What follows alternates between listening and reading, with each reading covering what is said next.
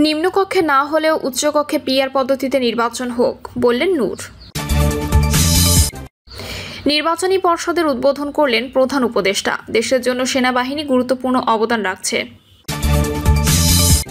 যুক্তরাজ্যের মতো দেশেও দলের প্রধান ব্যক্তি প্রধানমন্ত্রী হন, বললেন সালাউদ্দিন আহমদ। ফেব্রুয়ারির পর নির্বাচন পেছালে সরকারকে 1 ঘন্টার ক্ষমতায় থাকতে দেওয়া হবে না, বললেন ইশরাক হোসেন। এবং সর্বশেষ জানাবো, পিনাকি ভট্টাচার্য সহ বেশ কয়েকজনকে ধন্যবাদ জানালেন জামায়াত আমির। শুনছিলেন সংবাদ শিরোনাম, এবারে বিস্তারিত। নিম্নকক্ষে না হলেও উচ্চকক্ষে পিআর পদ্ধতিতে নির্বাচন হোক, বললেন নূর। গণ অধিকার পরিষদের সভাপতি নুরুল হক নূর বলেছেন, জামায়াত সহ বেশ কিছু দল পিআর পদ্ধতিতে নির্বাচন চায়। আমরা বলছি নিম্নকক্ষে না হলেও উচ্চকক্ষে পিআর পদ্ধতিতে নির্বাচন হোক। আলাপ আলোচনার মধ্য দিয়ে আমাদের একটা ঐক্যে পৌঁছাতে হবে। নুরুল হক বলেন, 2021 সালে আমরা যখন দল ঘোষণা করি তখনই বলেছিলাম এক ব্যক্তি 2 বারের বেশি প্রধানমন্ত্রী হতে পারবে না। একই সঙ্গে সরকার প্রধান ও দলের প্রধান হতে পারবে না। সংখ্যানুপাতিক নির্বাচনের মাধ্যমে অংশগ্রহণমূলক পার্লামেন্টে গঠন করতে হবে। আমরাই বলেছিলাম দ্বিকক্ষ বিশিষ্ট সংসদ হবে। তিনি বলেন, আমাদের রাষ্ট্রের মৌলিক সংস্কার না করলে আবারও আগের মতোই প্রশাসন আচরণ করবে। তাহলে এর তো ত্যাগের বিনিময়ে আমাদের অর্জন কি? নির্বাচনী পর্ষদের উদ্বোধন করলেন প্রধান উপদেষ্টা। দেশের জন্য সেনাবাহিনী গুরুত্বপূর্ণ অবদান রাখছে। অন্তর্বর্তী সরকারের প্রধান উপদেষ্টা অধ্যাপক ডক্টর মোহাম্মদ ইউনূস বলেছেন, দেশের স্বাধীনতা সার্বভৌমত্ব রক্ষায় বাংলাদেশ সেনাবাহিনীর দায়িত্ব পালনের পাশাপাশি অভ্যন্তরীণ শান্তি শৃঙ্খলা, স্থিতিশীলতা ও দুর্যোগ মোকাবেলায় বেসামরিক প্রশাসনকে সহায়তার ক্ষেত্রে গুরুত্বপূর্ণ অবদান রেখে চলেছে। গতকাল তিনি সেনা সদর দপ্তরে প্রধান অতিথি হিসেবে উপস্থিত থেকে আনুষ্ঠানিকভাবে সেনা সদর নির্বাচনী পর্ষদ 2025 এর আনুষ্ঠানিক উদ্বোধন করেন। প্রথম পর্বের এই পদোন্নতি পর্ষদে বাংলাদেশ সেনাবাহিনী কর্নেল ও লেফটেন্যান্ট কর্নেল পদবীর যোগ্য কর্মকর্তারা পরবর্তী পদোন্নতির জন্য বিবেচিত হবেন। পদোন্নতি পর্ষদের বক্তব্যে প্রধান উপদেষ্টা শুরুতে স্মরণ করেন, মহান স্বাধীনতা যুদ্ধে অংশগ্রহণ করে সব শহীদ যোদ্ধাহত ও বীর মুক্তিযোদ্ধা, বিশেষ করে সশস্ত্র বাহিনী তথা সেনাবাহিনী শহীদ সহ বীর সেনানীর নির্বাচনী পর্ষদ উদ্বোধন করায় সেনা প্রধান অধ্যাপক ইউনূসের প্রতি কৃতজ্ঞতা ও ধন্যবাদ জানান। সেনা সদর নির্বাচনী পর্ষদের উদ্বোধনী অনুষ্ঠানে সামরিক ও বেসামরিক ঊর্ধ্বতন কর্মকর্তারা উপস্থিত ছিলেন। যুক্তরাজ্যের মতো দেশেও দলের প্রধান ব্যক্তি প্রধানমন্ত্রী হন, বললেন সালাউদ্দিন আহমেদ। ঐকমত্য কমিশনের সঙ্গে রাজনৈতিক দলগুলোর বৈঠকে এক ব্যক্তি প্রধানমন্ত্রী, লিডার অব দ্য হাউস এবং দলীয় প্রধান এই 3টি গুরুত্বপূর্ণ পদে একসঙ্গে থাকতে পারবেন কিনা সে বিষয়ে আলোচনা হয়েছে বলে জানিয়েছেন বিএনপির স্থায়ী কমিটির সদস্য সালাউদ্দিন আহমেদ। তিনি বলেন, প্রধানমন্ত্রী ও সংসদ নেতার দায়িত্ব একসঙ্গে পালন নিয়ে খুব একটা মতভেদ নেই, কিন্তু প্রধানমন্ত্রী একই সঙ্গে দলীয় প্রধানও হবেন কিনা তা নিয়ে বিতর্ক রয়েছে।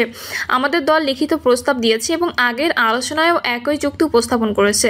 সালাউদ্দিন বলেন, যুক্তরাজ্যের মতো দেশেও দলের প্রধান ব্যক্তি প্রধানমন্ত্রী হন, তবে এটা নির্বাচন নয়, সংসদীয় দলের সিদ্ধান্তের ভিত্তিতে হয়ে থাকে। সে ব্যক্তি যদি কোনো দলের প্রধান হন, তাকে প্রধানমন্ত্রী হিসেবে অযোগ্য ঘোষণা করা হয় না। প্রধানমন্ত্রী হওয়ার ক্ষেত্রে দলীয় প্রধানের জন্য অপশন খোলা থাকা উচিত, কারণ এটা তার গণতান্ত্রিক অধিকার। পার্লামেন্টারি পার্টি যদি সিদ্ধান্ত নেয় তবে তিনি প্রধানমন্ত্রী হতে পারবেন। আবার তারা চাইলে অন্য কাউকে মনোনয়ন দিতে পারে, কিন্তু সেই সুযোগটা রাখা জরুরি। তিনি আরও বলেন, শুধু দলীয় প্রধান হওয়ার কারণে কেউ প্রধানমন্ত্রী হতে পারবেন না, এমন বিধান গণতন্ত্র বিরোধী হবে। এটা সংসদীয় গণতন্ত্রের চর্চার পরিপন্থী। সালাউদ্দিন আহমেদ বলেন, আজকের আলোচনায় 2টি বিষয় ছিল, একটা তত্ত্বাবধায়ক সরকার নিয়ে, আরেকটা হচ্ছে একজন ব্যক্তি একসঙ্গে প্রধানমন্ত্রী, সংসদ নেতা অর্থাৎ লিডার অব দ্য হাউস এবং দলীয় প্রধান হতে পারবেন কিনা তা নিয়ে। তিনি বলেন, তত্ত্বাবধায়ক সরকার বাতিল হলেও বিষয়টি এখনও আপিল বিভাগের রিভিউ পর্যায়ে বিচারাধীন। আমরা আশা করি আদালতের রায়ের মাধ্যমে এই ব্যবস্থা আবার চালু হবে। আর প্রধানমন্ত্রী হওয়ার ক্ষেত্রে দলীয় প্রধানের জন্য অপশন খোলা থাকা উচিত, কারণ এটা তার গণতান্ত্রিক অধিকার। এছাড়াও দলটি মনে করে জাতীয় সংসদেরও সম্পূর্ণ এখতিয়ার রয়েছে নতুন করে আইন প্রণয়নের মাধ্যমে এই ব্যবস্থা ফিরিয়ে আনার। সালাউদ্দিন আহমেদ বলেন, বিচার বিভাগকে বিতর্কের বাইরে রাখতে হবে। এই বিষয়ে রাজনৈতিক দলগুলোর মধ্যে মোটামুটি ঐকমত্য রয়েছে। সেই জায়গা থেকে আজ কমিশন একটি খসড়া প্রস্তুত করেছে, যা নিয়ে দলীয়ভাবে আলোচনা করে আগামী মঙ্গলবার মতামত জানাতে বলা হয়েছে। তত্ত্বাবধায়ক সরকারের গঠন প্রণালী নিয়ে দলগুলোর প্রস্তাবনা প্রসঙ্গে তিনি বলেন, বিএনপি ও অন্যান্য দল কয়েকটি বিকল্প পদ্ধতি দিয়েছে। কমিশন সেগুলো বিশ্লেষণ করে একটি খসড়া প্রস্তুত করেছে। সেই খসড়ায় যদি কারো কোনো সংশোধনী বা পর্যবেক্ষণ থাকে, তারা তা জমা দিতে পারবেন। প্রেসিডেন্টকে প্রতিক্রিয়ার নেতৃত্বে রাখার বিষয়ে বিএনপির প্রস্তাব এখন আর নেই বলেও তিনি জানান। তত্ত্বাবধায়ক সরকারের প্রধান উপদেষ্টা নিয়োগে 5 সদস্যের একটি কমিটি গঠনের প্রস্তাব এসেছে বলে জানান সালাউদ্দিন। এই কমিটিতে প্রধানমন্ত্রী, বিরোধী দলীয় নেতা এবং তৃতীয় বৃহত্তম দলের একজন প্রতিনিধির পাশাপাশি আরও 2 জন সদস্য থাকতে পারেন বলে মত দেওয়া হয়েছে। তিনি বলেন, কমিটি বিভিন্ন দল বা জনগণের কাছ থেকে প্রস্তাবিত নাম আহ্বান করতে পারবে। এরপর সেগুলোর মধ্যে শর্টলিস্ট হবে। প্রয়োজনে র্যাঙ্কড চয়েস ভোটিংয়ের মাধ্যমে নির্বাচন হতে পারে। সালাউদ্দিন আহমেদ বলেন, এইভাবে একজন নিরপেক্ষ, সবার কাছে গ্রহণযোগ্য নাগরিককে প্রধান উপদেষ্টা হিসেবে নিয়োগ দেওয়ার প্রক্রিয়া তৈরি করা হচ্ছে। তিনি জানান, 90 দিনের জন্য নির্বাচনী দায়িত্ব পালনের বিধান আগের মতোই থাকবে। জরুরি পরিস্থিতিতে আরও 30 দিন সময় বাড়ানোর সুযোগ রাখা হয়েছে। তত্ত্বাবধায়ক সরকার ব্যবস্থা কার্যকর হলে প্রধান উপদেষ্টার ক্ষমতা ও দায়িত্ব প্রধানমন্ত্রীর মতোই হবে, তবে তার রুটিন দায়িত্বে সীমাবদ্ধ থাকবে। ফেব্রুয়ারির পর নির্বাচন পেছালে সরকারকে 1 ঘন্টাও ক্ষমতায় থাকতে দেওয়া হবে না, বললেন ইশরাক হোসেন। অন্তর্বর্তী সরকারকে হুঁশিয়ার করেছেন বিএনপি নেতা ইঞ্জিনিয়ার ইশরাক হোসেন। তিনি বলেছেন, ফেব্রুয়ারির পর নির্বাচন পেছালে সরকারকে 1 ঘন্টাও ক্ষমতায় থাকতে দেওয়া হবে না। ইশরাক হোসেন বলেছেন, একটা প্রতিজ্ঞা আপনাদের সামনে করতে চাই। আমাদের নেতা প্রথমে ডিসেম্বর বলেছিলেন, পরবর্তীতে প্রধান উপদেষ্টার সাথে কথা বলে ফেব্রুয়ারিতে উনি রাজি হয়েছেন। উনি রাজি, আমরা রাজি। ফেব্রুয়ারির পর নির্বাচন পেছালে এই সরকারকে 1 ঘন্টা রাখবো না।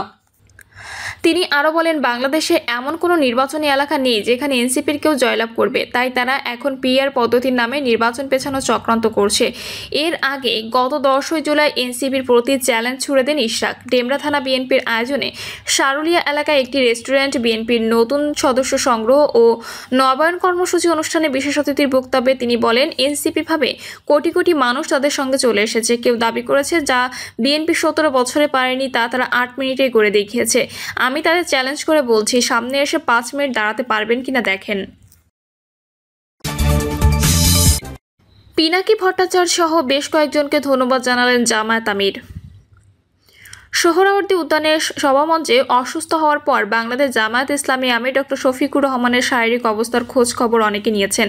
তাদের প্রতি কৃতজ্ঞতা জানিয়েছেন তিনি। পেজের অ্যাডমিনের পক্ষ থেকে দেওয়া পোস্টে লেখা হয়, আমিরে জামায়াত ডক্টর শফিকুর রহমানের অসুস্থতার খবর শুনে গৃহায়ন ও গণপূর্ত মন্ত্রণালয়ের মাননীয় উপদেষ্টা জনাব আদিলুর রহমান খান, আমার দেশ পত্রিকার মজলুম সম্পাদক ডক্টর মাহমুদুর রহমান, প্রধান উপদেষ্টা বিশেষ সহকারী জনাব মনির হায়দার, মেক্সিকোতে নিয়োজিত বাংলাদেশি রাষ্ট্রদূত জনাব মুশফিকুল ফজল আনসারি, ফ্রান্সে বসবাসরত জনপ্রিয় অনলাইন অ্যাক্টিভিস্ট, লেখক ও চিকিৎসক জনাব পিনাকি ভট্টাচার্য, বিশিষ্ট সাংবাদিক ও আল জাজিরা তদন্তকারী ইউনিটের সদস্য জনাব জুলকারনাইন সায়ের, বিশিষ্ট সাংবাদিক ও অনলাইন অ্যাক্টিভিস্ট জনাব ইলিয়াস হোসাইন শারীরিক অবস্থার খোঁজ খবর নিয়েছেন। এছাড়াও ফেজ দ্য পিপল এর স্বত্বাধিকারী জনাব সাইফুর সাগর সহ আরও অনেকে আমিরে জামায়াতের বাসায় তাকে দেখতে আসেন এবং তার শারীরিক খোঁজ খবর নেন। দেশপ্রেমিক এই ব্যক্তিদের সম্মানিত আমিরে জামায়াতের পক্ষ থেকে আন্তরিকভাবে ধন্যবাদ ও কৃতজ্ঞতা জানাচ্ছি। এর আগে প্রধান উপদেষ্টা ডক্টর মোহাম্মদ ইউনূসকে ধন্যবাদ জানিয়েছেন বাংলাদেশ জামায়াত ইসলামীর আমির ডক্টর শফিকুর রহমান।